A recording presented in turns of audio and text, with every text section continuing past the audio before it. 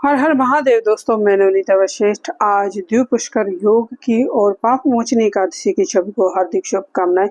जो एकादशी का व्रत होता है वो भोग और मोक्ष देने वाला होता है। जिनके घर में भी पारिवारिक संबंध अच्छे नहीं चल रहे या जिनके घर में पारिवारिक कलह बहुत ज्यादा होता है, छोटे बड़े का कोई मान सम्मान नहीं होता, उनको विशेष रूप से एकादशी का व्रत जरूर करना चाहिए। एकादशी का व्रत अगर आप नहीं कर सकते तो उसकी कथा का श्रवण आपको जरूर करना चाहिए। पठन पाठन इस दिन आपको जरूर करना चाहिए।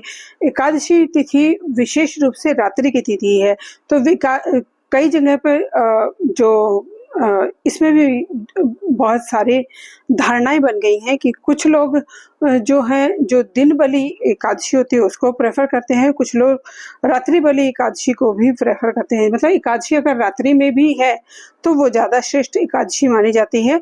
वेद सम्मत यही बात है, शास्त्रों में यही बात वर्णित है। लेकिन अगर दिन में भी कोई एकादशी रहती है, रात्रि में नहीं रहती, तो कई जगह पे उसको ज्यादा प्रेफर किया जाता है कि हम सूर्य तिथि में, सूर्य उदय में जो तिथि होती है वो ग्रहणित होती है, उसीलिए उस तिथि का ही हमें चयन करना चाहिए।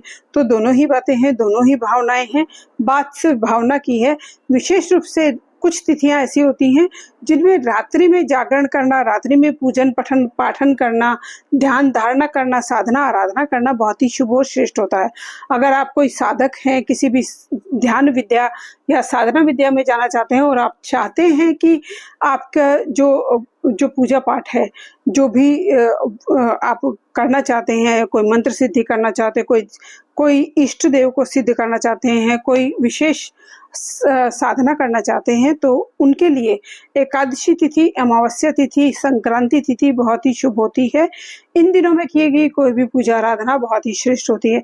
जैसे कि अब नवरात्रे आ रही हैं, नवरात्रि शुरू होने वाले हैं और नवरात्रि बहुत ही एक शुभ योग लेकर आ रहे हैं। इसके लिए भी आपको अगर नवरात्रि में कोई पूजा आराधना करनी है तो उसकी आप शुरुआत आज एकादशी से भी कर सकते हैं, शिवरात्रि से भी कर सकते हैं। ऐसे भी किसी विशेष आराधना साधना का है जो जिस तरह से कोई चलिए लेना चाहता है, कोई चलिए करना चाहता है, मंदिर में 40 दिन लगातार दर्शन करना चाहता है, भगवान के दर्शन करना एकादशी से भी शुरू कर सकता है, शिवरात्रि से भी शुरू कर सकता है।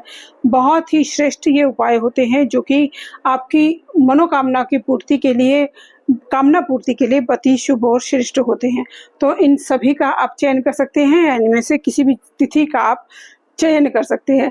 आज के दिन जब जैसे कि पाप मोचनी एकादशी है, कोई भी आप ने अगर कुछ किसी का दिल दुखाया है और आपको ये कहीं ना कहीं आपके अंतर्मन से ये आवाज आती है कि मैंने उसका दिल दुखाया था, कहीं उसको ये बात हर्ट ना हो गई हो, इसके लिए और एक इसके लिए कि आपका बहुतों ने दिल दुखाया है, या तो आपने किसी का दिल दुखाया है, किसी ने आपका दिल दुखाया है। दोनों ही सिचुएशन में ये आपके कार्मिक डेप्थ को इंडिकेट करता है। इस कार्मिक डेप्थ से निकलना ही मोक्ष की प्राप्ति है। इस कार्मिक डेप्थ से निकलना ही, इसको काटना ही जो आपका पाप है उसको काटने जैसा है। तो किसी ने आपका दिल दुखाया है और आपने किसी का दिल दुखाया है, इन दोनों ही भावनाओं को आपको लिखकर ब्लैक कलर के पेन से जला देना है। और कागज पे लिख सकते हैं, तेज पत्ते पे लिख सकते हैं, किसी भी ऐसी पेपर पे लिख सकते हैं जिसको कि आपको जलाना इजी हो। तो उसको जला दीजिए और जो ऐश निकलेगी उसको हवा में ब्लो कर दीजिए। और ये जब भी आप इसको लिखें तो आप जिस भी देवी देवता को मानते हैं, जिस भी धर्म को आप मानते हैं, उसी धर्म से आप इंडिकेट करके, उसी धर्म को समर्पित करके ये आप उपाय कर सकते हैं। बहुत ही टेस्टेड ये उपाय है, आप इसको करके देखिए, आपके इसके बहुत अच्छे रिजल्ट बनेंगे, आपकी मनोकामनाओं की पूर्ति हो और ये पाप मोचनी एकादशी आपके सभी पापों को काट दे, ऐसी भाव और विश्वास के साथ। धन्यवाद दोस्तों, नमस्कार।